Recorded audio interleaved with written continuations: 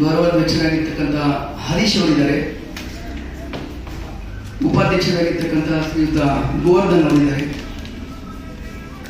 ನಾನು ಈ ಟ್ರಸ್ಟ್ನಲ್ಲಿ ಉಪಾಧ್ಯಕ್ಷನಾಗಿದ್ದೇನೆ.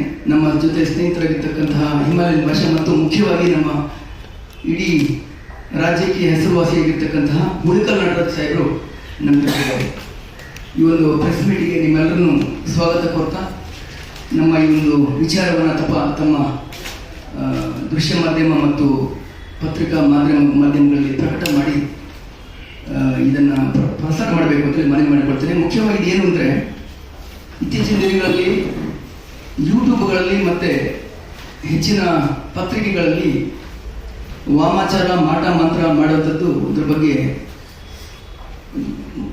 ಜನರಲ್ಲಿ ಮೌಢ್ಯ ಮೂಡಿಸಿ ಅವರ ಅಮಾಯಕತನವನ್ನು ದುರ್ಬಳಕೆ ಮಾಡಿಕೊಳ್ಳುವುದರ ಬಗ್ಗೆ ಅದರ ವಿರುದ್ಧವಾಗಿ ನಾವು ಈ ಒಂದು ಪತ್ರಿಕಾ ಪ್ರಕಟಣೆಯ ಮೂಲಕವಾಗಿ ಹೇಳಲು ಬಯಸ್ತಾ ಇದ್ದೀವಿ. ಇದರ ಬಗ್ಗೆ ಹೆಚ್ಚಿನ ವಿಚಾರಗಳನ್ನು ನಮ್ಮ ಗೌರವಾನ್ವಿತ ಉಪಾಧ್ಯಕ್ಷರಾಗಿರ್ತಕ್ಕಂತಹ ನಮ್ಮ ಗೋವರ್ಧನ್ ಅವರು ಮತ್ತು ಹುಡುಕಲ್ ನಟರಾಜ್ ಸಾಹೇಬರು ಮಾತಾಡ್ತಾರೆ. ಅದ ನಂತರ ಕಾನೂನಿನ ಹೋರಾಟ ಯಾವ ರೀತಿ ಮಾಡ್ತೀವಿ ಸರ್ಕಾರದ ಗಮನಕ್ಕೆ ತಂದರೂ ಸಹ ಇವರು ಕ್ರಮ ಕೈಗೊಳ್ಳಿಲ್ಲ ಅಂತಂದರೆ ಕಾನೂನಿನ ಮುಖಾಂತರವಾಗಿ ನಾವು ಹೈಕೋರ್ಟ್ನಲ್ಲಿ ರಿಟ್ ಪಿಟಿಷನ್ ಕೈಯಲ್ಲಿ ಹಾಕಿ ಅದರ ಮುಖಾಂತರ ರಾಜ್ಯಾದ್ಯಂತ ಇರ್ತಕ್ಕಂಥ ಎಲ್ಲ ಯೂಟ್ಯೂಬ್ ಚಾನಲ್ಸು ಮತ್ತು ಏನು ಮಾಟ ಮೌಢ್ಯ ಮತ್ತು ವಾಮಾಚಾರ ಮಂತ್ರಗಳನ್ನು ಮಾಡ್ತಾ ಇದ್ದಾರೆ, ಇವುಗಳನ್ನ ಬ್ಯಾನ್ ಮಾಡಬೇಕು ಅಂಥೇಳಿ ಸರ್ಕಾರದ ವಿರುದ್ಧವಾಗಿ ನಾವು ಆದೇಶ ಮಾಡಲಿಕ್ಕೆ ತಯಾರಿದ್ದೇವೆ. ಇದರ ಬಗ್ಗೆ ಗೋವರ್ಧನ್ ಪಿಲಾಲಿ ಅವರು ಹೆಚ್ಚಿನ ವಿಚಾರವನ್ನು ಮಾತಾಡ್ತಾರೆ. ಎಲ್ಲ ಮಾಧ್ಯಮ ಮಿತ್ರರಿಗೆ ನಮಸ್ಕಾರ. ಈ ಸಮಾಜವನ್ನ ಏನು ಅನಿಷ್ಟ ಪದ್ಧತಿಗಳು ಸಾಕಷ್ಟು ಈ ಸಮಾಜದಲ್ಲಿ ತಾಂಡವಾಡ್ತಾ ಇದೆ. ಅದರಲ್ಲಿ ಈ ಮಾಟ ಮಂತ್ರ, ವಶೀಕರಣ, ವಾಮಾಚಾರ, ಏನು ಯಂತ್ರ ತಂತ್ರ ಕುತಂತ್ರಗಳ ಮೂಲಕ ಈ ಅಸಹಾಯಕರನ್ನ, ದುರ್ಬಲರನ್ನ, ಬಡತನದಲ್ಲಿರ್ತಕ್ಕಂಥ ಜನಗಳನ್ನ ಏನು ಅವರ ಒಂದು ಮುಕ್ತತೆ ಅಥವಾ ಅಂಧಕಾರವನ್ನ ಅಥವಾ ಅಜ್ಞಾನವನ್ನ ದುರುಪಯೋಗ ಮಾಡಿಕೊಂಡು ಅಥವಾ ಬಂಡವಾಳ ಮಾಡಿಕೊಂಡು ಬಹುತೇಕ ಜನ ಇವತ್ತು ಸೋಷಿಯಲ್ ಮೀಡಿಯಾಗಳಾಗಿರ್ಬೋದು ಅಥವಾ ಈ ರಾಜಾರೋಷವಾಗಿ ಬೋರ್ಡ್ಗಳನ್ನ ಹಾಕೊಂಡು ಏನು ನಾವು ನಿಮಗೆ ಒಂದು ಯಾವ್ದು ನಿಮ್ಗೆ ಇಷ್ಟವಾಗಿರ್ತಕ್ಕಂಥ ಹುಡುಗಿನ ನಿಮಗೆ ಬರುವಾಗೆ ನಾವು ವಶೀಕರಣ ಮಾಡಿಕೊಡ್ತೇವೆ, ನಿಮ್ಗೆ ಯಾವುದೇ ರೀತಿಯ ಸಮಸ್ಯೆಗಳು, ಕೋರ್ಟ್ ಕಲಾಪಗಳನ್ನು ಕೂಡ ನಾವು ನಿಮಗೆ ಬಗೆಹರಿಸಿಕೊಡ್ತೇವೆ, ದಾಂಪತ್ಯ ಪುನರ್ಸ್ಥಾಪನೆ ಮಾಡಿಕೊಡ್ತೇವೆ, ನಿಮ್ಗೆ ಎಂತ ಹುಡುಗಿ ಬೇಕು ನಿಮಗೆ ಸಂಭೋಗಕ್ಕೂ ಕೂಡ ನಾವು ನಿಮಗೆ ಒದಗಿಸ್ಕೊಡ್ತೇವೆ ಅನ್ನುವಂಥ ಒಂದು ಮೌಢ್ಯತೆಯಿಂದ ಜನಗಳನ್ನ ಅಸಹಾಯಕತೆಯನ್ನ ದುರುಪಯೋಗ ಮಾಡಿಕೊಂಡು ಇವತ್ತು ಎಲ್ಲ ಕಡೆ ಹೆಜ್ಜೆ ನಡೀತಾ ಇದೆ.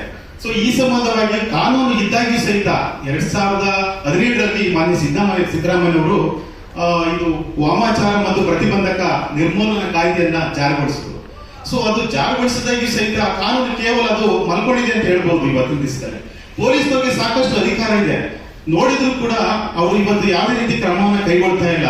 ಕಾರಣ ಅದಕ್ಕೆ ಅವ್ರಿಗೂ ಭಯ ಇದೆಯಲ್ಲ ಗೊತ್ತಿಲ್ಲ. ಮಾಧ್ಯಮದವರು ಕೆಲವರು ಸಾಕಷ್ಟು ಇದರಲ್ಲಿ ಜಾಗೃತಿಯನ್ನು ಮೂಡಿಸಬೇಕಾಗುತ್ತೆ.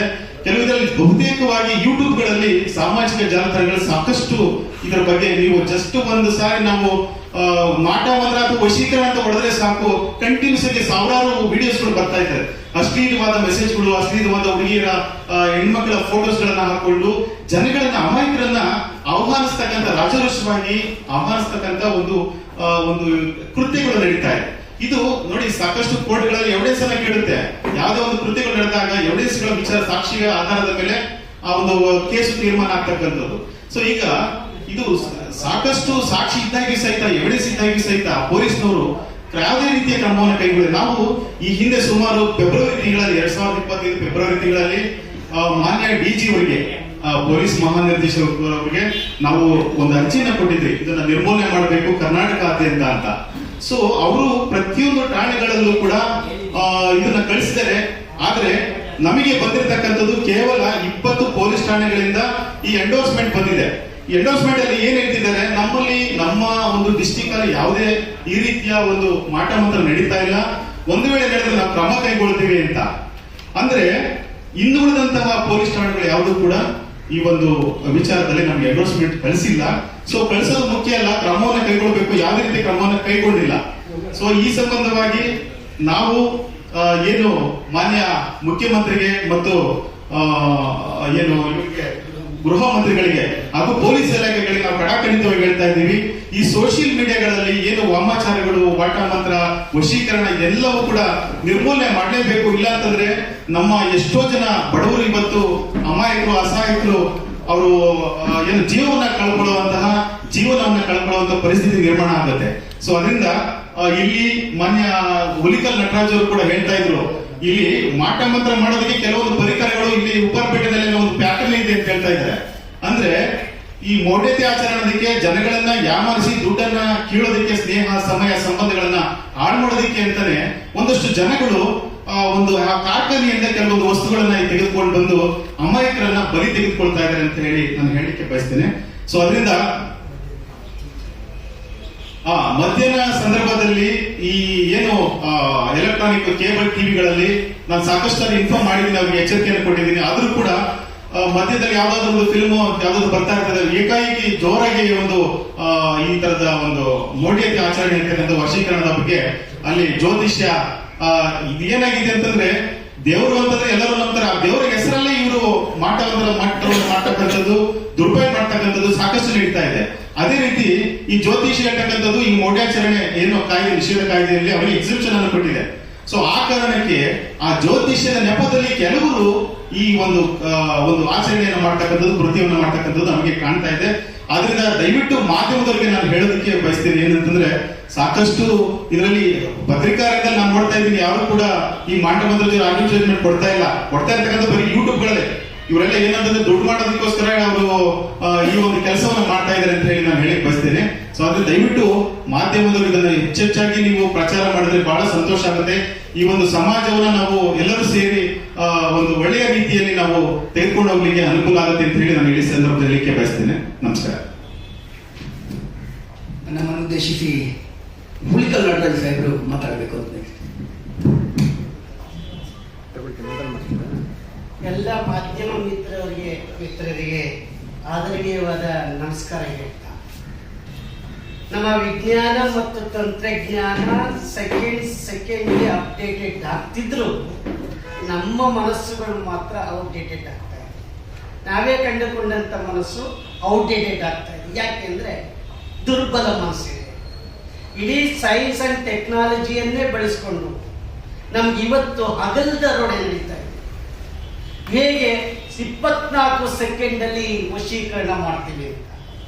ರಾಷ್ಟ್ರೀಯ ಜಾಹೀರಾತು ನೀತಿ ಅಡಿಯಲ್ಲಿ ಔಷಧಿಗಳು ಮತ್ತು ಮಾಂತ್ರಿಕರು ಅದನ್ನು ಪರಿಶೀಲನೆ ಮಾಡಿದ್ರೆ ಜಾಹೀರಾತು ಕೊಡೋ ಆಗಿಲ್ಲ.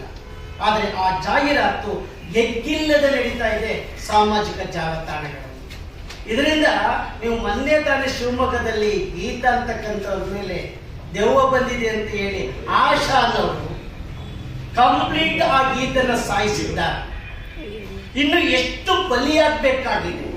ನಮ್ಮಲ್ಲಿ ಮೌಢ್ಯತೆ ಕಾನೂನು ಬಂದಿದೆ, ಜಾರಿಗೆ ಬಂದಿದೆ, ಆದರೆ ಅದು ಇಂಪ್ಲಿಮೆಂಟ್ ಆಗಿಲ್ಲ. ಅದರಡಿಯಲ್ಲಿ ಕೇಸ್ ಹಾಕ್ಲಿಕ್ಕೆ ಆಗ್ತಾ ಇಲ್ಲ, ಎದುರುಕೊಳ್ತಾರೆ.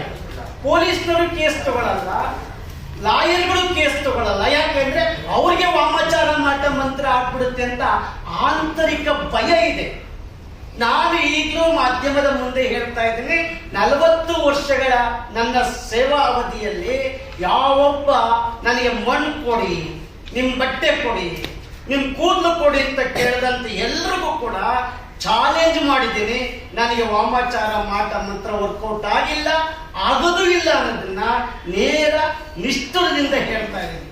ಆತ್ಮೀಯ ಮಿತ್ರರೇ, ಇವತ್ತು ವಿಜ್ಞಾನ ಮತ್ತು ತಂತ್ರಜ್ಞಾನ ಅಕಾಡೆಮಿಯ ಒಬ್ಬ ಸದಸ್ಯನಾಗಿ ಮಾನ್ಯ ಮುಖ್ಯಮಂತ್ರಿಗಳಿಗೆ ಒಂದು ಮನವಿ ಮಾಡಿಕೊಳ್ತಾ ಇದ್ದೀನಿ. ನಮ್ಮ ಲಾ ಪೀಪಲ್ ಟ್ರಸ್ಟ್ ಅಡಿಯಲ್ಲಿ ಏನದು, ಮಾನ್ಯ ಮುಖ್ಯಮಂತ್ರಿಗಳೇ, ನಿಮ್ಮ ಅಧಿಕಾರಾವಧಿಯಲ್ಲಿ ಮೌಢ್ಯತೆ ಕಾನೂನು ಜಾರಿಗೆ ಬಂದಿದೆ. ಆದರೆ ಅದರಡಿಯಲ್ಲಿ ಎಷ್ಟು ಕೇಸ್ಗಳು ಬುಕ್ ಆಗಿದೆ ಅದು ಮುಖ್ಯವಾಗಿ ಬೇಕಾಗಿದೆ. ಅದಕ್ಕೆ ಮೊದಲು ನಿಲ್ಲಿಸಬೇಕಾಗಿರೋದು ನೋಡಿ, ಅಕಾಡೆಮಿಯಲ್ಲೂ ಕೊಟ್ಟಿದ್ದೀವಿ, ಪರಿಷತ್ನಲ್ಲೂ ಕೊಟ್ಟಿದ್ದೀವಿ. ನೀವು ನೋಡ್ತೀರಿ, ಒಂದು ಹೆಣ್ಣನ್ನ ಹೇಗೆ ಬಳಸ್ಕೋತಾರೆ. 24 ಗಂಟೆ ಸೆಕೆಂಡ್ಗಳಲ್ಲಿ ಒಂದು ಹೆಣ್ಣನ್ನ ವಶೀಕರಣ ಮಾಡ್ತೀವಿ ಲೈಂಗಿಕ ಸಂಭೋಗ ಮಾಡಕ್ಕೆ. What you mean? ನಾವೆಲ್ಲಿದ್ದೀವಿ? ಇದನ್ನು ಧ್ವನಿ ಎತ್ತಕ್ಕಾಗಲ್ವಾ? ಮಹಿಳಾ ಧ್ವನಿಗಳು ಎತ್ತಕ್ಕಾಗಲ್ವಾ? 24 ಗಂಟೆಗಳಲ್ಲಿ 24x7 ಒಂದು ನಿಂಬೆಹಣ್ಣಿಂದ ವಶೀಕರಣ ಮಾಡ್ತೇನೆ, ಒಂದು ಲವಂಗದಿಂದ ವಶೀಕರಣ ಮಾಡ್ತೇನೆ. ಅದು ನಂಬರ್ ಕೊಟ್ಟು ಪ್ರತಿ ಸೆಕೆಂಡ್ಗೆ ಹೋಗ್ತಾ ಇದೆ. ನಮ್ಮ ಮನಸ್ಸು ಎದುರಿಕೊಂಡು ಕೇಸ್ ಆಗ್ತಲೇ ದೈಹಿಕವಾಗಿ ಮಾನಸಿಕವಾಗಿ ಬಳಲ್ತಾ ಇದ್ದಾರೆ. ಜನ ಅಮಾಯಕರು ಬಳಲ್ತಾ ಇದ್ದಾರೆ, ಎದುರಿಕೊಳ್ತಾ ಇದ್ದಾರೆ. ದಯಮಾಡಿ ಮಾಧ್ಯಮ ಮಿತ್ರರು ಇದನ್ನ ನೋಡಬೇಕಾಗಿದೆ. ಇಷ್ಟು ಸ್ತ್ರೀ ವಶೀಕರಣ ಆಗಿದೆ, ಎಷ್ಟು ಮಾನಸಿಕ ಖಿನ್ನತೆಗಾಗಿ ಬೀದಿಗೆ ಬಿದ್ದು ಒದ್ದಾಡ್ತಾ ಇದ್ದಾರೆ. ದಯವಿಟ್ಟು ನಮಗೆ ವಾಮಾಚಾರ ಮಾಟ ಮಂತ್ರ ವರ್ಕೌಟ್ ಆಗಲ್ಲ. ಪೊಳ್ಳು ಜ್ಯೋತಿಷಿಗಳು, ಪೊಳ್ಳು ಮಾಂತ್ರಿಕರು ಕೊಳ್ಳೇಗಾಲದ ಹೆಸರು ಹೇಳ್ಕೊಂಡು ಮಾಡ್ತೀನಿ ಅಂತ ಹೇಳ್ತಾರೆ. ಅವ್ರು ಯಾರೂ ಕೊಳ್ಳೇಗಾಲದಲ್ಲ, ಅವ್ರು ಯಾರೂ ಕೇರಳ